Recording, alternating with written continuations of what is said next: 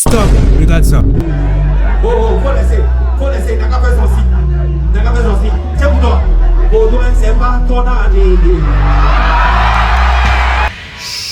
Ça va tellement bien se passer. Parlons un peu du courage de cet ultra. Parce que ce fan qui a levé le signe d'Imra en plein concert de Clemso là, c'est pas un simple fan, c'est un cascadeur. Il a pu entendre Clemso répondre par la suite, Baudouin, c'est pas ton année. Bon, après un concert, ce n'est pas forcément une conférence de presse. Rien n'est scripté. Quand l'émotion monte, la bouche peut parler avant le cerveau souvent.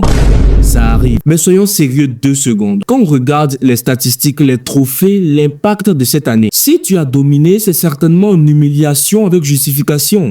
Maintenant, parlons de ce qui est vraiment intéressant. Clemso chante son 10 et il chante aussi le 10 de son adversaire. Ça veut dire quoi ça? La supériorité? Ou bien Kimra est tellement installé dans son esprit que même sur scène, il continue d'y séjourner. Résultat, à chaque prestation, ses fans ne réclament plus ses propres sons, ils réclament les 10. Et bizarrement, sur TikTok, les extraits les plus partagés, relayés de son concert, c'est où il parle d'Imra. Merci pour le marketing gratuit.